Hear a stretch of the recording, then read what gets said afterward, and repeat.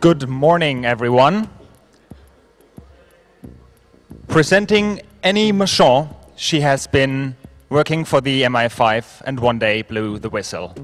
I'm very excited about her talk, What Can We Do to Counter the Spies? Please give her a warm welcome.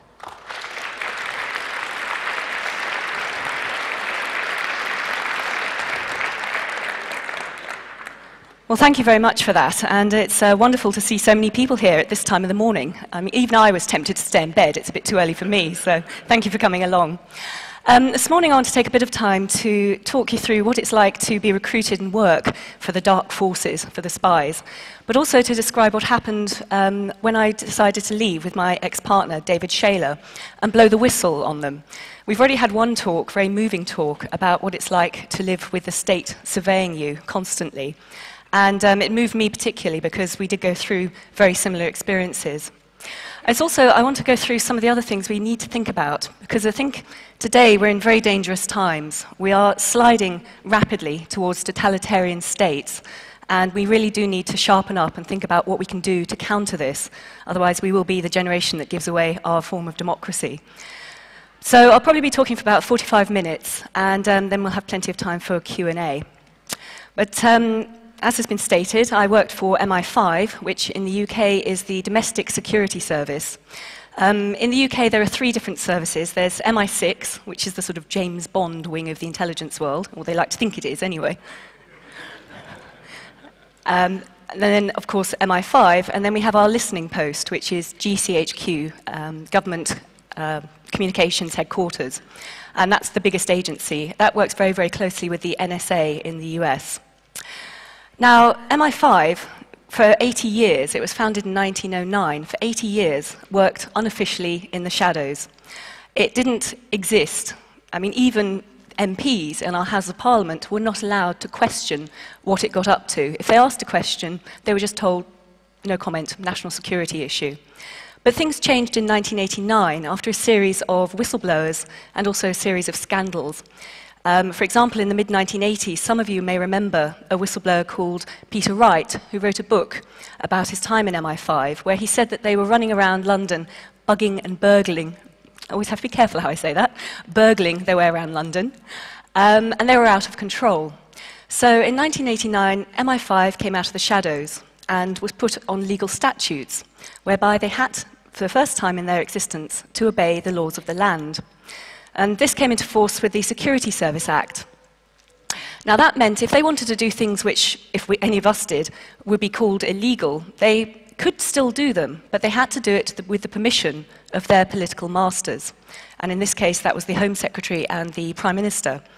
MI6 and GCHQ were not put on a legal footing for another 5 years, but finally in 1994 they were too, with something called the Intelligence Services Act.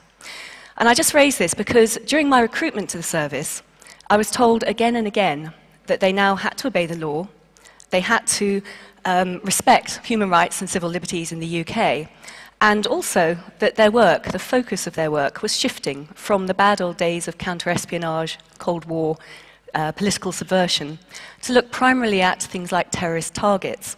So when I was being recruited in 1990, it all sounded pretty good. You know, this is something that could really make a difference and help to protect my country. I didn't actually mean to become a spy. In fact, they very rarely recruit people who do have a fixation with James Bond. I had no interest in the subject. In fact, I wanted to be a diplomat, and I sat the Foreign Office exams. I quite fancied the whole idea of swanning around in foreign embassies drinking champagne. But I wanted to be a diplomat. I sat the Foreign Office exams, and then a month later, I got a letter on Ministry of Defence headed notepaper. And this said, there may be other jobs you would find more interesting. Now, I don't know why, but my gut instinct was, oh fuck, it's MI5. I was really frightened. And I wasn't going to respond to that letter. But unfortunately, I'd opened that letter in the same room as my father, and he was a spy addict. He loved all those books, things like John le Carré and James Bond and Len Dayton. So he said, go on, just do it, just ring them up and see what happens. Well, the rest is history. Within a month, I found myself in an unmarked office block in the centre of London, being grilled about my life from the age of 12. The initial interview went on for about 3 hours, and they wanted to know my political views, my religious views, ethical views, everything. And of course, when you're being recruited by MI5, you think they know everything about you. I mean, you would, wouldn't you? So you're probably more honest than you would be in a normal job interview. No little sort of holes in your CV being gently glossed over. You just chuck everything at them. So I was constantly surprised that I kept getting through each stage. And it's a very long and convoluted process. It takes about 10 months, because you have to go through a 2-day exercise as well, where you have to do lots of analysing, reading, writing tests, role plays. You get analysed by psychiatrists and senior intelligence officers, the whole thing.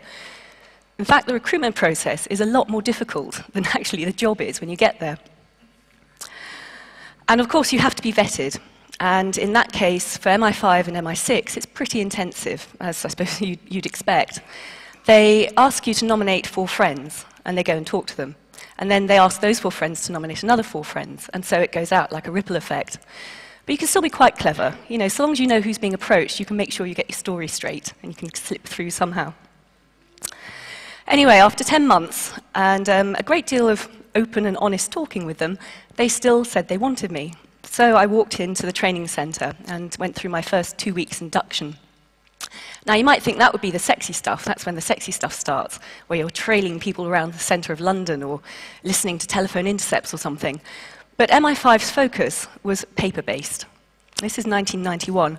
And the first 2 weeks' training was just literally how to write a note for file or a briefing. I mean, that was it. It was pretty dull, a bit of a shock. Anyway, after that, I was sent to my first posting. When you're an intelligence officer for the agencies, you tend to move around every 2 years. So you're a specialist for 2 years in one area, then you go and investigate another. And my first posting was to a section called F2, which was the department that investigated political subversion. Now, all the way through my recruitment, they'd been telling me they no longer did all that stuff. You know, the bad old days of investigating Reds under the bed and left-wing activists was long gone. And I thought I was going to be a counter-terrorism officer. So it was a bit of a shock to be sent to that section. I found out subsequently they tended to send the Mavericks there because they saw it as a politically sensitive section. But it was weird because we're talking 1991 now, 2 years after the Berlin Wall had come down. So any idea of, domestic subversion being influenced by the Soviet Union was long gone, but MI5 didn't seem to have picked up on this yet.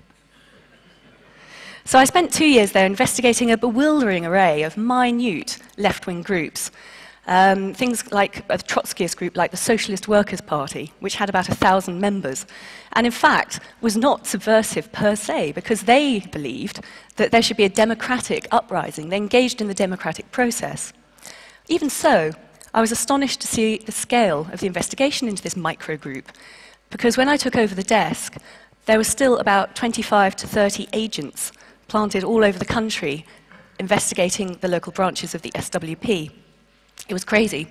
I spent 2 years shutting down the study of that group and also terminating the agents. Now, when I say that, it's not quite as lethal as it may sound. Shutting down their activity. I then moved on to a section called T Branch, which was the hot section at that time. That was looking at the IRA and other Irish terrorist groups. And I thought this is, much more what I should be doing, what I was interested in doing.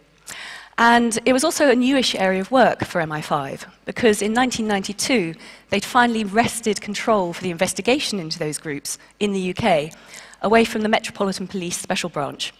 And this had caused a huge stink. I mean, all the different competing secret agencies loathe each other anyway, but for one agency to grab the work of another caused real bad feeling. And it was here that I started to see things going pretty badly wrong. We're talking about tens, if not hundreds, of illegal phone taps. And we're talking about attacks that could and should have been prevented. Attacks, big, large bombs on the UK mainland planted by the IRA that should have been stopped, but actually were detonated and killed people. I just want very briefly to mention a couple of them. The first one was a bombing attack in 1993 up in the northeast of the country. And in this case, one of the IRA activists, a man called Sean McNulty, who was subsequently caught and subsequently convicted and subsequently released under the peace agreement in Northern Ireland after serving about 4 years. In this case, he'd planted 2 bombs in a gas terminal, and he had a choice of 7 pipes to choose from, which ones to plant those bombs on. And the 2 bombs he placed on the only 2 empty pipes. It was just pure fluke that he hadn't placed them on the pipes full of gas. If he had, the explosion would have been massive, and it would have taken out a row of terraced houses near the gas terminal. Now, the reason I mention this is because there was very good intelligence before the attack went ahead to show that he was at the heart of the mainland IRA campaign. What had happened was there was a safe house where the coordinator of the campaign, a man called Hugh Jack, lived up in central Scotland, a very remote little place. And of course, MI5 were aware of this, and they were watching the house, and they had a very sensitive technique, something which, in my book, I was told to take out by the authorities, because nobody's ever heard of it, to monitor people. There was a camera placed outside this guy's house, CCTV. Nobody's ever heard of that, have they? Anyway, MI5 thinks this is highly secret and highly sensitive information that nobody's allowed to know about. Anyway, Sean McNulty had actually gone up to meet Hugh Jack to be tasked about what to do, and he'd been captured on film. Now, this was in 1993. And bear in mind, you know, in those days, newspapers were routinely sending photographs down the wires. I mean, that was perfectly standard technology. But MI5 hadn't quite got to grips with this. What happened is they had a little van that used to drive all the way up from London, go all the way around all the different police forces in Scotland to pick up all their sensitive material and drive all the way back down again to London. The whole process took 2 weeks every time. So, McNulty is photographed going into this IRA safe house. The photos don't reach the desk of the investigating officer, who happened to be my ex, David Shaler, for 10 days, during which time the attacks had gone off. There was another problem with this investigation as well, in that they did arrest him, they did question him, and they found trousers that he'd been photographed wearing on the day of the attack with Semtex traces on. So this is pretty hardcore evidence for a trial. And yet somehow those trousers went missing. So you have the North East Police Force saying, no, it wasn't us, it was the Met, and the Met saying, no, it was the North East Police Force. Despite that, he was still convicted, but it was a 10-2 divide on the jury, by no means unanimous. The other attack that went wrong was a big car bomb, lorry bomb, that went off in Bishopsgate in the City of London in 1993. Now, in this case, the person who planted that bomb had been under surveillance for months, and in fact could and should have been arrested 6 months prior to Bishopsgate when he went to check another lorry bomb which he'd sequestered away in a car park in London.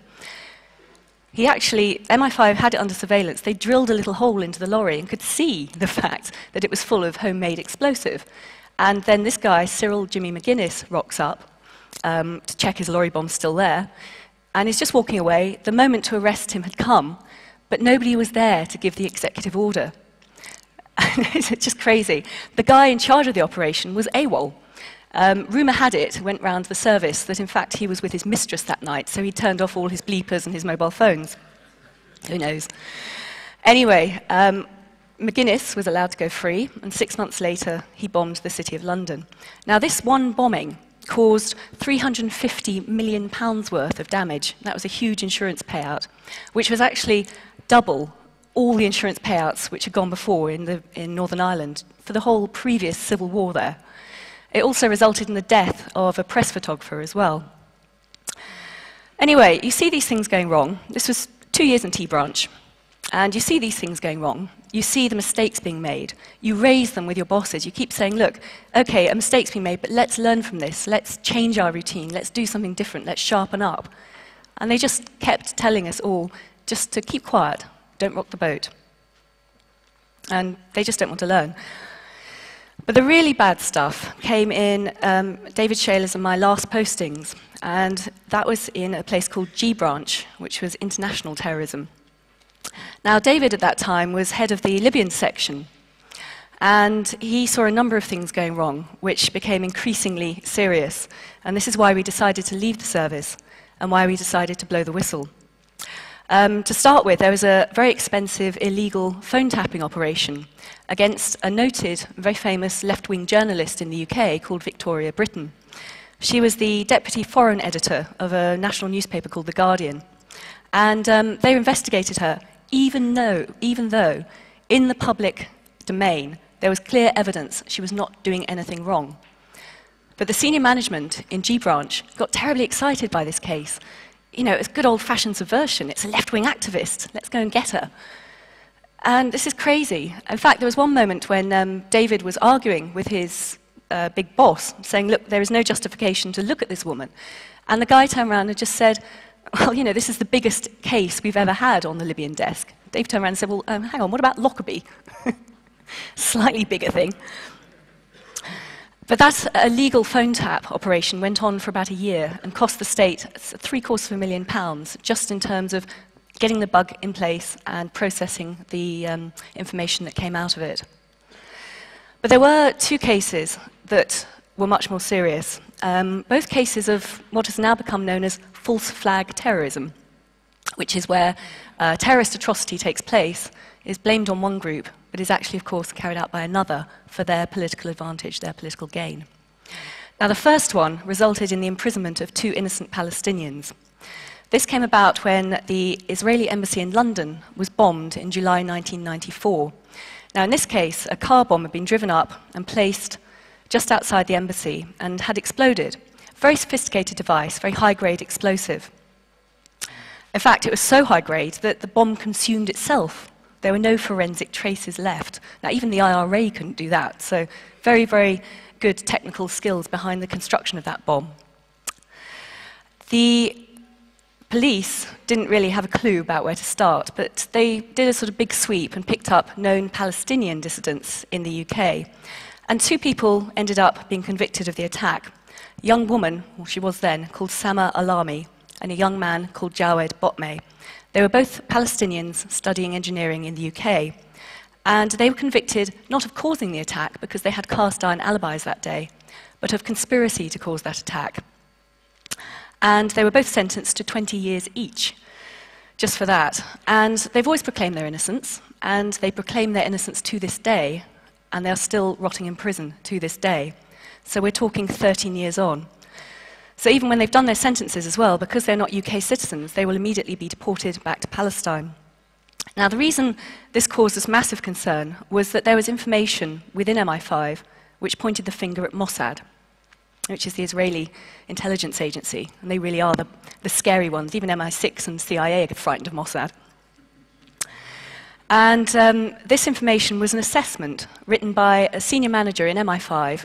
Today I'll just call him G91, that was his James Bond number, but I know who he is.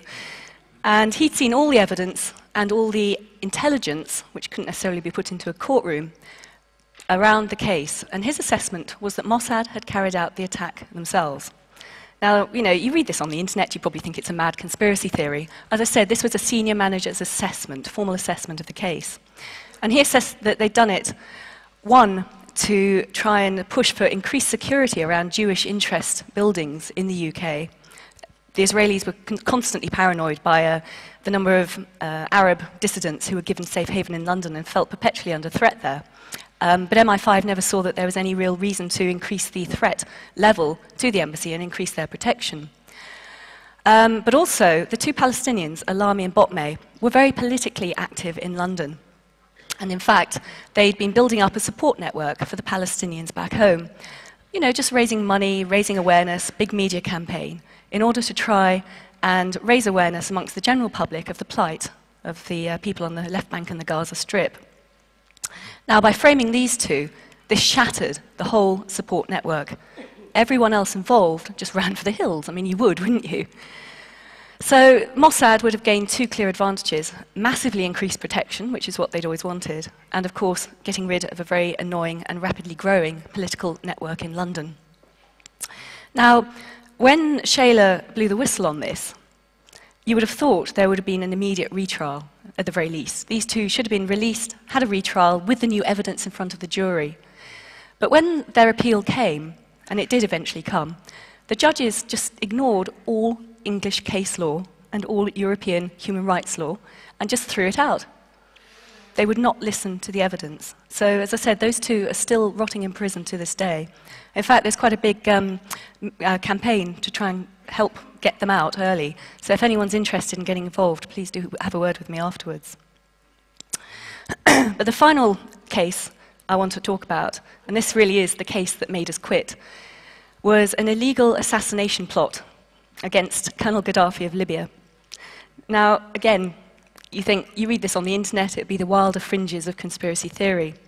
But in this case, in 1995, there was a walk-in to the English embassy in Tunis, basically a volunteer, who just went up to the British embassy and said, "Can I speak to the local MI6 officer, please?" As you do. In fact, I'm sure that's why MI6 officers always work under diplomatic cover, because then everyone knows where to find them. Anyway, this chap was a senior Libyan military intelligence officer, and he was codenamed Tunworth. And he made contact with a man who has been named in public already, an MI6 officer called David Watson. David Watson became his handler. And Tunworth basically said they had a cunning plan. He had a ragtag group of Islamic extremist terrorists in Libya, and they were plotting to overthrow Gaddafi. And all they needed was some funding to try and promote that coup. The payoff, of course, would have been, BP, British Petroleum, getting all its nice, fat, juicy oil contracts back once they seized power. And also, at that point, he promised to hand over the suspects for the Lockerbie bombing. This was one of the primary aims, one of the primary goals for MI6 at the time, so they leapt at this opportunity. Now, without very many checks about Tunworth or his background or his credibility, MI6 started throwing money at this group. And there appear to have been at least 3 payments of around $40,000 each time to this group.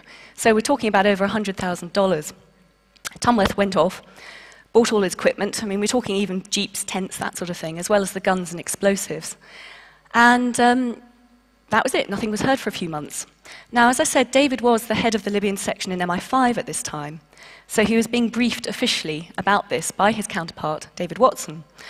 But he didn't really take it seriously. He warned his bosses it might go ahead. But he just thought it was MI6 pretending to be James Bond again. I mean, they were always coming up with these crackpot schemes, and nothing really ever came of it. But this one did happen, because one morning, the report started to come across David's desk, which basically said there had been an attack against Gaddafi in a small town called Sirte in Libya. And a bomb or grenade, something had exploded underneath a car in Gaddafi's cavalcade. Now, they got the wrong car. Gaddafi is manifestly still alive, and of course, the new best friend of Western leaders. So, people in the car were killed. Bystanders, innocent bystanders who were just sort of, cheering Gaddafi as he went by, were also killed in the ensuing security shootout. I think the estimate was in total 11 people died that day. And, this is an illegal attack as well, because as I said before, MI6, under the 1994 Intelligence Services Act, now has to get the permission of its political masters to do things which would otherwise be deemed illegal. Now, in this case, they didn't bother to get that permission. So we're looking at an act which is not only unethical, highly reckless, and a highly inflammatory part of the world, but also illegal under British law. So as I said, this was the case that made us quit, that made us decide to leave the service and to go public about it. In the UK, there are no avenues for whistleblowers. There are no legal protections for intelligence whistleblowers, nowhere you can go. If you want to make a complaint about crimes that you witness within the agencies, the only person you can legally go to is the head of that agency. So who guards the guards, indeed? So the only option really is to go to the press. And you think with something of this magnitude, this heinous crime, that immediately the government would want to start an investigation, would want to have an inquiry into why the spies were running out of control. But it doesn't quite work like that in the UK. The government is really very frightened of the spy agencies.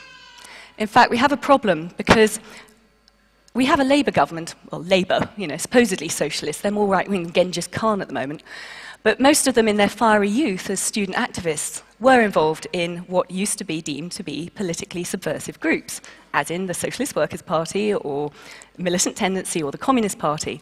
So pretty much every single Labour cabinet minister for the last decade has had an MI5 file. Now, they don't know what's on those files. It's probably very little. It might just be a little bit of identifying information. But they've got all these guilty little secrets rattling around in their brains, and they think MI5 might know about them.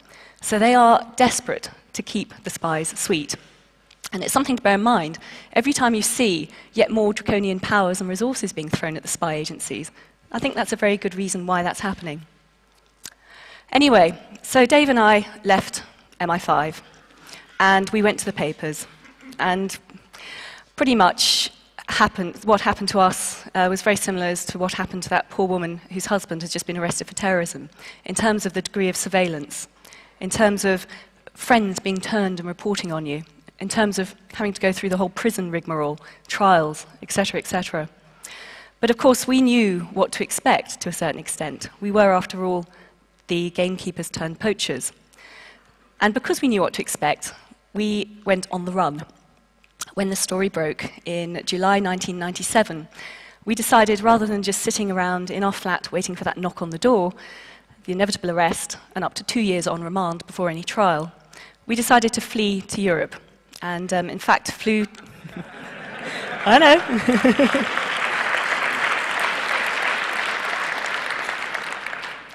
Now, I don't know if there are many French people here, but thank you, France, because that's where we ended up. And we had a certain degree of protection there.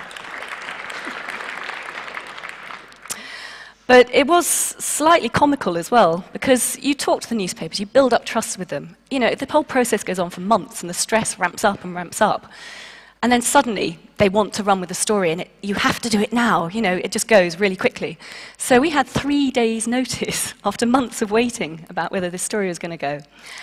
And that was on the Tuesday. We went to a Sunday newspaper called The Mail on Sunday. That story broke 5 days afterwards. And we decided to flee out of the country, but it was a bank holiday weekend, so it was virtually impossible to try and get a flight out. I think I probably got the last 2 seats to get out of the UK. We hid originally in Holland, holed up in a little hotel in Utrecht, and were joined there by the journalists after the story broke. And it was a huge, huge story. I mean, I cannot underestimate the repercussions at the time. And with the journalists, we moved from hotel to hotel, being driven around the flatlands of Holland. It was like something out of a John le Carré novel at that point. And then, once we'd done a little bit more work with the journalists, and I'd given my side of the story as well, we fled as far as we could in one day. We went all the way down from The Hague to a little city in the southwest of France called Bayonne. And that day, we thought this is all going quite well, because the story had broken. We were in the news, so we had a certain degree of protection as whistleblowers, and the government did what it always does in a situation like that, a knee-jerk reaction. They took out an injunction to gag the press. So they weren't allowed to report anything more we had to say. The press wasn't allowed to follow up anything that they may already have been told. And this is great in the UK, because, you know, then you get the press jumping up and down in fury, saying, what about press freedom? It's an assault on our freedoms and things. We need to stand up to the government pressure. That was great, we thought. We're going to be protected now. We have the media behind us. Unfortunately, we went to bed after celebrating rather too well that night and woke up to some slightly bad news. La princesse Diana est morte aujourd'hui. I was like, what can you do? The biggest story of the century, pretty much. Just knocked us out of the media, and that was that. We were lost in Europe with no prospect, really, of protection from the media anymore. So we spent another month, really, literally, moving around from hotel to hotel, pretty much every night, looking over our shoulders at all times. We knew that they would be after us, using just cash, of course, never use cards because they can be traced, never put a card in the wall, certainly never allowing anyone to know where we were or what telephone number we were on. Actually, this is a bit weird, because we knew at that point, this is 1997, bear in mind, that MI5 could listen to your telephone calls, and they could trace where you were phoning from, but they couldn't trace incoming calls. It sounds crazy now, but they couldn't do it then. So we could ring people, but they couldn't ring us. Anyway, we had a whole month on the run. In that time, as I said, they'd taken out an injunction against us, but they'd also gone and raided our flat. It was our home from the previous 4 years, and they did a counter-terrorism-style search, which basically means they went in using the hydraulic hammer and ripped the whole place apart. I don't know what they were expecting to find, secret documents stashed in the bath pipes or something, but they literally ripped up the floorboards, smashed the furniture, took our bed linen. Why? I mean, the whole thing was just weird. They also had a great time going through my underwear drawer, as I discovered when I went back to pack up the flat. Anyway, we holed up in a little French farmhouse after that, kept a very, very low profile. We started working with a lawyer, a guy called John Wadham, who was head of the Human Rights Agency in the UK, an organisation called Liberty. He represented us. I went back to the UK after a month because I knew I did have to pack up the flat, sort out our affairs, and I knew I would be arrested. But at that point, I hadn't really said anything about intelligence, so I didn't think I would be prosecuted if I had to take the risk. And it's a very, very difficult feeling to hand yourself voluntarily into custody. And I knew I was going to be arrested at the airport when I landed. I was being accompanied by my lawyer. And of course, they started the usual spiel, you know, you're being arrested under the Official Secrets Act. And then they said, and we're arresting you under the Criminal Justice Act. I was like, my God, what else have I done? Turned out that I was an international money launderer. I didn't know. Nobody told me. Basically, what happened is David and I took some expenses from the newspaper to go on the run, and we had a joint bank account. So that made me an international money launderer. That proceeds of crime or whatever went into my account. Anyway, I got arrested, was taken to the terrorism suite in the police station at Charing Cross in London, and was grilled for that day. They'd gone through the flat, obviously. They'd found various love letters David and I had written. Had great time reading that out to me, trying to break me. Then they did release me without charge, but kept me on police bail for 6 months. And then I had a week to pack up the flat when I really realized the full magnitude of what they'd done to our home. David, in the meantime, had gone and holed up in a little French farmhouse in the center of the country, very, very remote area called La Creuse. And I joined him there about a week later, and it was primitive and remote. We had no car, because of course that would be too easy to trace. No television even, so we had to do a lot of talking, a lot of reading. And it was freezing cold. We were there for 10 months while we tried to negotiate with the government. We tried to say to them, look, we've got all this other evidence of criminality on the part of the spies. Please take it from us. Let us come back to the country and give you this evidence to investigate. And they kept refusing. They kept refusing. So in desperation, this was in 1998, David decided to set up a website, Shayla.com. And he was going to publish carefully details of things like the Gaddafi plot to try and bounce an investigation. He also decided to use, through the injunction, a route to disclose that information in the national press. So at the end of July 1998, we went up to Paris to meet the journalist to do the story. And this is when the spies got really frightened. They didn't want this information to come out. And this is when they arrested him and tried to extradite him from France. Now, fortunately, we were up in Paris, because if we'd been holed up in Creuse, I'd be absolutely stuck in the middle of nowhere. But we were there, and we sort of knew, you know you're being followed, you know something isn't quite right, your hackles are up. So one night when we met the journalists, we said, look, we've got to get out of this hotel, move to another one, let's just keep moving around, we don't want to be caught. Even so, I think they tracked us through his mobile phone, and David went out one day to watch, I think it was a football match on Sky TV in one of those English bars in Paris. And it was a pre-season friendly, and his team lost again, so he wasn't in the best of moods. And he was on his way back to the hotel and rang me and said, I'll be there in 10 minutes, then we'll go out for some food. So I'm waiting in the hotel room, and there's a knock on the door, and I think, great, he's forgotten his key again. But it wasn't. I sort of opened the door. 3 very scruffy counter-terrorism officers from the French DST, the equivalent of MI5, were standing there. And they said, we have Monsieur Shayla. We want his identifying papers, his passport. He didn't have it with him. What he'd done was he'd sent them up to get the passport, knowing it wasn't there, because that way at least I would know what had happened to him. If he hadn't done that, he would just have vanished off the streets. And in fact, I didn't see him again for another 2 months, because they put him under very stringent secrecy laws in the French prison, because the British government said he was some traitor selling secrets to an enemy power. No, he wasn't. He was a whistleblower trying to expose crime on the part of MI5 and MI6.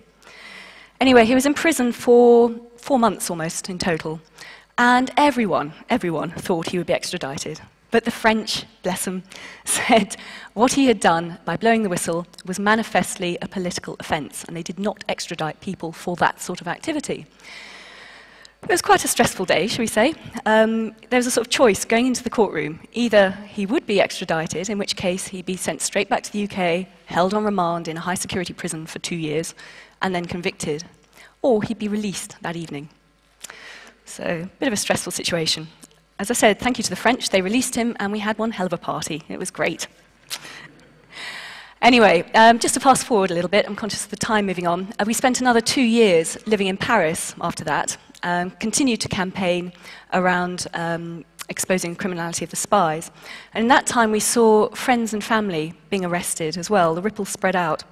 We saw a student who'd come over to interview David for her student newspaper being arrested under the Treason Act in the UK, hauled out of her lecture theatre by special branch police officers. We saw journalists being convicted around David's case as well. So it was a big ripple effect. They were desperate to keep what he had secret. After 2 years of really pushing it as far as we could go, we decided to go back to the UK voluntarily. And again, big media hoo-ha. But we thought, you know, the Human Rights Act had come in. There is a guarantee of freedom of expression now in the UK law. Well, there is for most people perhaps, but not for intelligence officers or former intelligence officers. David expected to be put on trial for a breach of the Official Secrets Act within 6 months. After all, the police had 3 years to do their investigation. What more did they need to do? But they insisted on hauling us through a whole series of pre-trial hearings designed to make sure that by the time he came to trial, he couldn't say anything in his own defense. In fact, it was pretty much a kangaroo court. The judge ordered the jury to convict him, which just breached all basic case law in the UK. He wasn't allowed to freely question his accusers. Any cross-examination of MI5 officers who came to accuse him was vetted by the prosecution and by the judge and crossed out. So it was pretty much a kangaroo court, and inevitably he was found guilty. But the thing that concerned me in a way even more, I mean, you know, we'd done the prison experience before. You know, do it once, you can do it again. But the thing that concerned me more was the way the press was manipulated in all this. Because I was sitting in the courtroom when the judge gave his formal judgment, and he said, you know, he accepted that Mr. Shaler had done what he'd done in the public interest. There was no venal motivation, no lives were put at risk. So imagine my surprise when I looked at the papers the next day and all the headlines said, Shaler sells agent lives down the river for money. It's like, hang on, are they just crap at taking down shorthand or something? I just didn't know, I didn't get it. But looking at it now, I mean, having had a lot more experience of working with the media in the UK, the mainstream media is so under control, not just from the government spin doctors, but also from the spies themselves. There's even a section in MI6 which is called Information Operations, which is designed to manipulate the media. It can plant fake stories to create a trail in the media. It can spin stories. It can react to stories and say, no, no, no, of course that's all rubbish, don't believe it. And we see this again and again. I mean, if we saw this in the run-up to the Iraq War in the UK, there were screaming headlines saying that Saddam Hussein had weapons of mass destruction, primed to go off in 45 minutes and kill UK people. So we had headlines saying 45 minutes from doom, which came straight from MI6 and the government. Whereas, of course, that's all now been proven to be absolute rubbish. So I think this is a real problem as well in our democracies, because we are looking at a situation where we have the government, we have the spy agencies, and we have the fourth estate, the media, who are supposed to hold these people to account, but who are now part of that charmed circle. I can see very clearly how it's manipulated as well, because the journalists have to take the briefings, take the stories, in order to get the copy in the newspapers to keep their jobs. So this is where I think, you know, the internet can revolutionize how we approach these sort of issues. You know, we don't use the mainstream media anymore. Nobody trusts it. Everyone knows it's just the mouthpiece of the government, which again is another sign of a totalitarian state. Anyway, so that's a bit of our sort of story in terms of what we went through. But I think its continuing relevance now is what we're up against, because it's manifestly obvious that the spy agencies haven't reformed, haven't learnt from these lessons, and in fact are growing stronger and better resourced as the years go by because of this unending war on terror. And this is something that we do need to address, because we have agencies that are operating outside any democratic control. There is no real accountability, certainly in the UK, over the spy agencies. There is one committee that sits in Parliament called the Intelligence and Security Committee, which is allowed to question them about finance and management issues. That's it. So, you know, they have an operation that goes wrong, they engage in criminality, there's nobody that can hold them to account. The media won't do it because they're being controlled and spun by the spy agencies. Who is going to do this? And we really do need to think about this, because Obviously, we've had the illegal war in Iraq and the illegal war in Afghanistan, predicated on the terrible events of 9/11. And we're probably looking at another war, because we know they want to go into Iran, not just for the oil, but from the very fact that the oil is being traded more increasingly in euros, not dollars, which is another major problem for the American economy. So we have to be very vigilant, I think, because we're seeing under this war on terror a basic wholesale erosion of our freedoms, certainly in the UK, and I would assume pretty much across Europe, especially from that awful story, the terrorist story the other day. We have a situation where all our basic rights are being shredded in the name of protecting us against this nebulous Al-Qaeda threat. Of course, we all know Al-Qaeda was sort of funded and trained initially by the CIA and MI6 at least. So what are we looking at in the UK? We have had extraordinary rendition flights, torture flights, stopping off and refueling in our country. We have had the introduction of biometric ID cards imposed on us against everyone's wishes. They're going to be rolled out next year. We're looking at a whole slew of new counter-terrorism, anti-terrorism laws. Even the idea, for example, that in the old days, at the height of the IRA campaign, you could only hold and question without charge a terrorist suspect for 7 days. And that has been increased already to 28 days, and the government wants to push it up still further. Now, why? I mean, we're a real threat from the IRA. Al-Qaeda, less so really in the UK. We have other laws as well. There's Serious Organised Crime and Police Act, which means we now cannot protest outside our House of Parliament. You have to get written permission to do that, give them 6 days' notice. But there are ways around that. We all go and protest on our own now, if that's a possible thing. There are other laws as well that have come into the UK. Something called the Civil Contingency Act, which came into power in 2005, which basically means that any minister can sign a piece of paper which means that they can enforce a state of emergency in our country. So they can quarantine us in a certain area. They can stop us moving freely around our own country. They can stop us having political meetings. And they can even seize our homes and demolish them for national security reasons, and then not pay a penny compensation to the homeowner. This law just went through. It was whipped through the House of Commons. Nobody questioned it at the time. Nobody questioned it in the media. And it's there now, and we can't do anything about it. But the really bad one that they keep trying to bring in is something called the Legislative and Regulatory Reform Bill. And this has become nicknamed the Abolition of Parliament Bill for obvious reasons, because nobody can ever say it. But they tried to push this law through in January 2006. It was booted out by the House of Lords, which is not usually the sort of bastion of freedom and democracy in our country. But under the terms of this law, we are looking at any government minister, again, just by stroke of a pen, can overturn any previous law enacted by our House of Parliament, by our democratic representatives. This shreds 700 years of hard-won democracy in the UK, and they want to try and force it through again. Gordon Brown's Labour government is going to try and reintroduce it to the House of Parliament. There's a big campaign against it, so have a look at it on the internet, the Abolition of Parliament Bill. If this goes through, we will be living in a police state. There is no doubt about it. So this is why we do need to sort of start thinking very deeply about how we can hold the spies to account, what we can do to counter them. Because contrary to the myth, and I hope I've probably showed to a certain extent, they are not all competent, all-knowing James Bond figures. Quite often they are quite plodding individuals. And if you rock the boat and you ask questions and think laterally, you are branded a maverick and a subversive. And many of us left for those reasons, should we say. But we need to band together, really. We can't rely on the mainstream media to hold these people to account anymore. We can't rely on the governments to rein them in, because the Labour government seems intent on increasing the resources and the powers and the staffing levels of the spy agencies in the UK. They want to make sure that there is a surveillance society out there. And yes, of course, at the moment, the communities that are being targeted are the Muslim community. In the 70s, 80s, 90s, it was the Irish community. But that obviously isn't going to remain the case. Again, as we heard from that harrowing terrorist story, they are coming for more and more and more of us. And, if you're involved in civil liberties or left-wing politics or hacking community or whatever, we are all going to be increasingly at risk because we will be deemed to be dissidents. So this is a time where we do need to band together. And, what a privilege to be amongst people with such a skills base, such a knowledge base, who can fight back and try and subvert what these people are doing to our countries. So please, as I said, have a look at some of these issues and do start thinking about them because, as Pastor Niemöller said, you know, first they came for the communists and I was not a communist, so I did nothing. And then they came for the socialists, I was not a socialist, trade unionist, not a trade unionist. And then they came for the Jews, I was not a Jew, so I did nothing. And then they came for me. There was no one left to do anything for me. And that's the situation we're sliding into.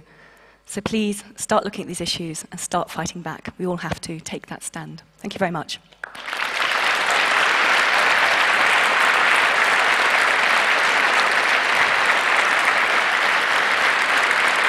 Thank you.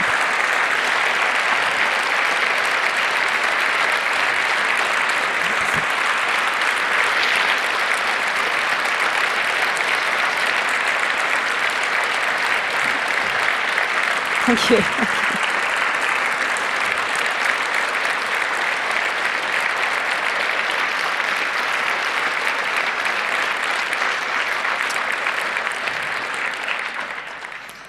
Well, thank you very much for that. I'm really moved. Any questions? Any questions?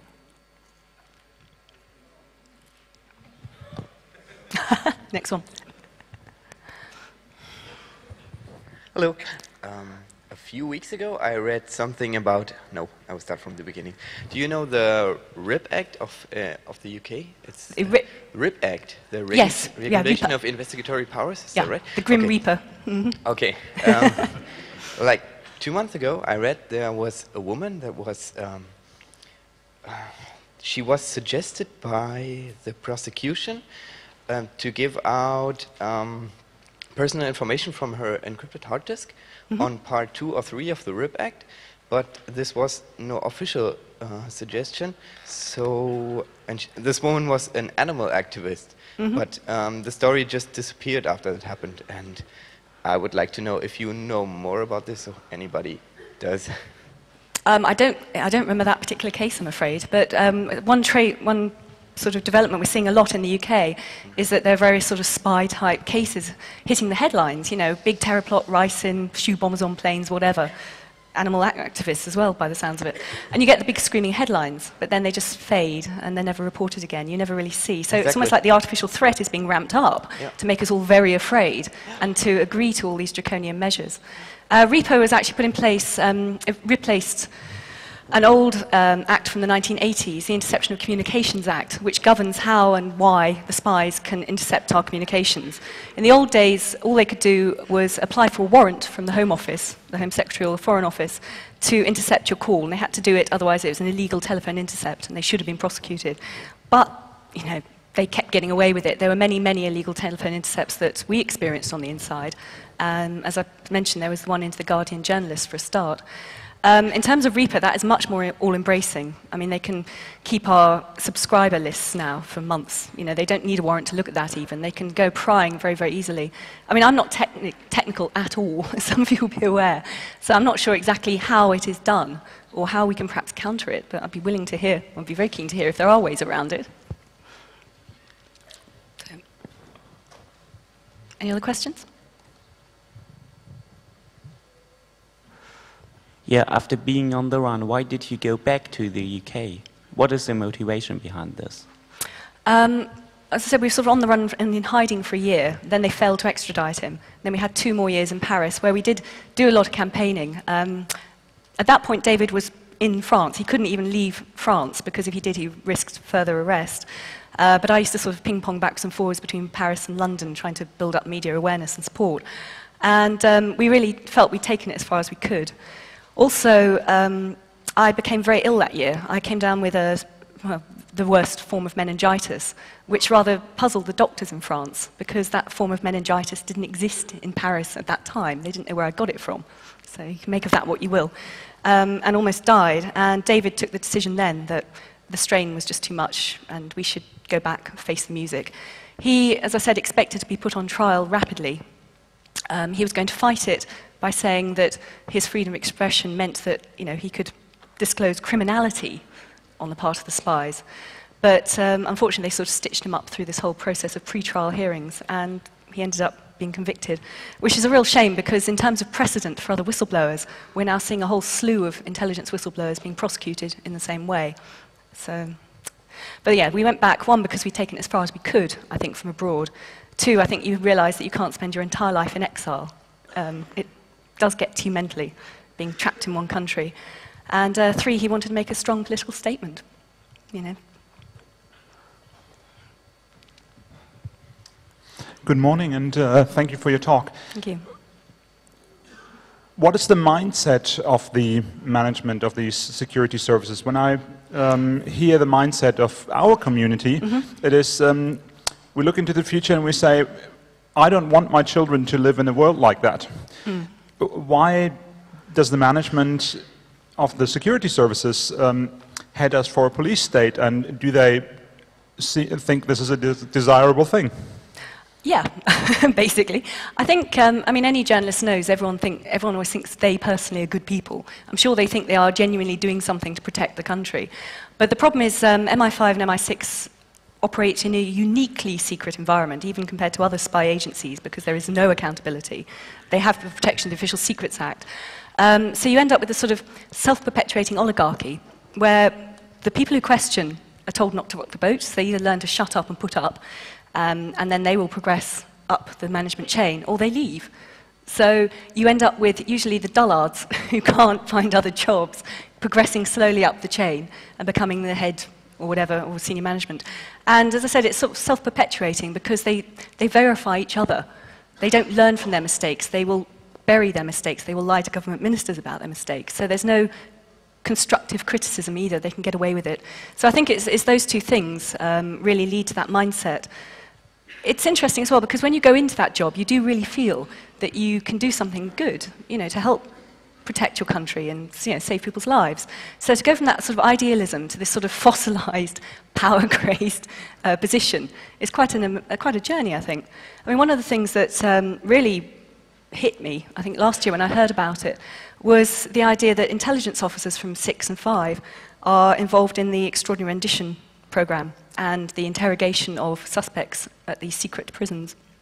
Not necessarily doing the torture, but present during the interrogations and feeding back questions to the people being tortured. And I suppose they're people who would be my generation. I mean, if I'd stayed, I'd now be sort of junior senior management or whatever. And they'd be the people doing this.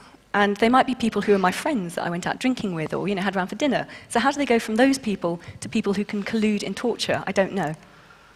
But I think they probably think they're doing it for the good of society. You know, it's almost a nanny-ish sort of mindset. We'll protect you. You don't need to worry about it. Give us more power. Yeah. Any other questions? Oh, you've had one. Anyone else? Thank you very much for sharing that experience with us.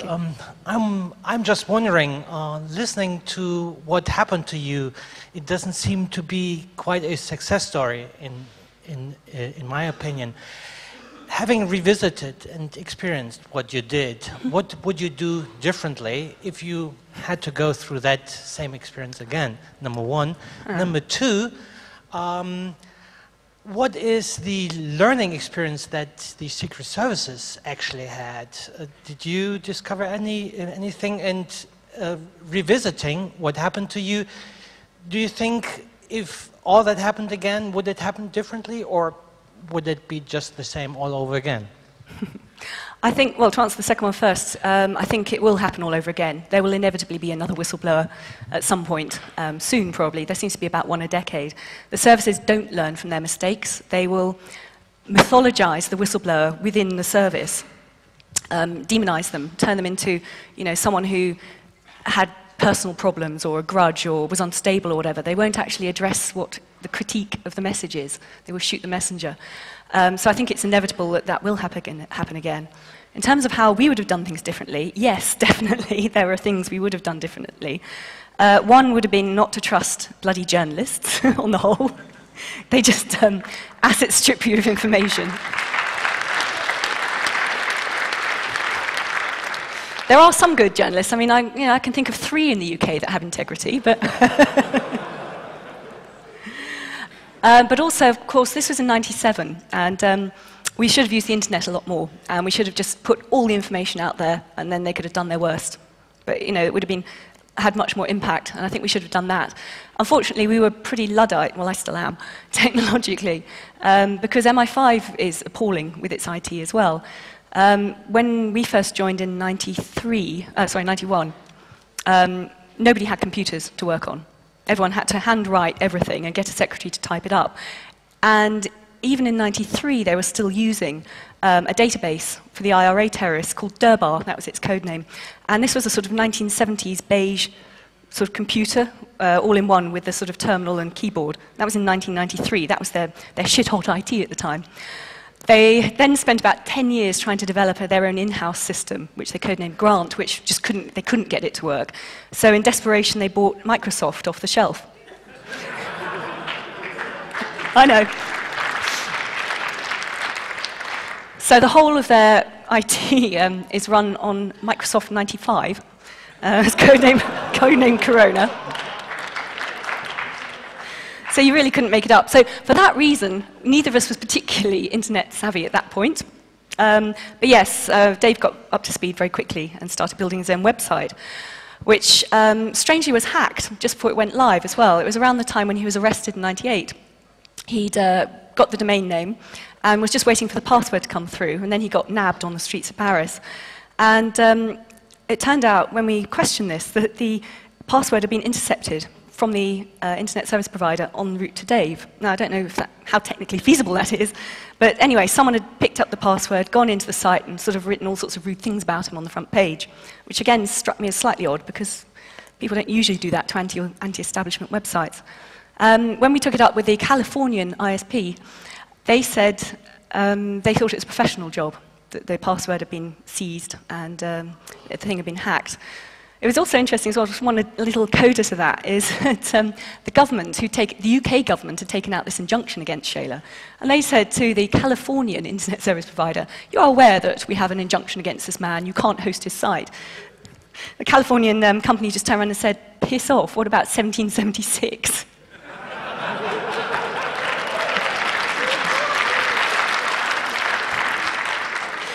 Anyway, yes, so that would have been the one big thing we would have done differently, is use of the internet. Just put all the information out there and they could have done their worst. It would have been there, would have hit the headlines. Hopefully there would have been an inquiry into the crimes of the spies. How are we doing for time? Yeah. Hello? Yeah, one more question perhaps. It's now half past. I don't want to... Over here. Hello? I've got it. Okay. Yeah, thank you for your talk. I'm part of those campaigns like the Abolition of Parliament Act, and I've been following these for a while. But I want to ask you more about the journalists, because I'm always baffled at how easy they seem to be manipulated. When you think of them, that they're professionals, they ought to have seen all this before, and they ought to have some kind of embarrassment, not so much integrity, but just embarrassment at being played for the fool year after year. Have you got any comments as to why they do this, why they allow themselves to be manipulated, and do they enjoy being manipulated in this way? Thank you. I think some do, yeah. No, there's a couple of basic reasons, I think. One is, obviously, most journalists go into journalism because they want to be the new Woodward and Bernstein. They want to do their bit, but quickly realise they're up against editors and even the proprietors of newspapers with a line to push, so they've got to churn out the copy and get their name in print and all that sort of thing. And if you're reporting on things like intelligence or defence or home affairs or even politics, you are given briefings. And if you don't print those briefings, or if you question those briefings, then you're not given future ones, so you don't get the information to do your job. And apparently, because I'm also a slight journalist myself on the side sometimes and a member of the union, they've been doing some calculations on this. Apparently journalists now have to produce 4 times as much copy in half the time as they did 20 years ago. So they're just constantly on this treadmill. It's also very seductive. If you're a journalist and you're invited into the Charms secret circle, then it's very sexy, and it can give you status amongst your peers. There was an article by a chap called David Rose, quite a well-respected journalist, recently in the New Statesman in the UK, and he said that he had been approached by MI6 about a decade ago and was drip-fed stories, and it got to a point where he was compromised by that as a journalist, but if he stopped, it would cause him problems, he wouldn't get the copy, he'd lose his job, and of course they got to pay the rent and all that sort of thing. So I think it's a sort of a carrot and a stick situation. One, you've got to do what they tell you, otherwise you can't do your job, but 2, you're flattered as well that you are inducted into the Charm circle. There are, as I said, there are some journalists who will take the risk and stick their neck out, and I really salute them. But on the whole, I don't know, a shower. Anyway, I think we're probably out of time, but thank you very much all for coming, and I've really enjoyed being here, so thank you.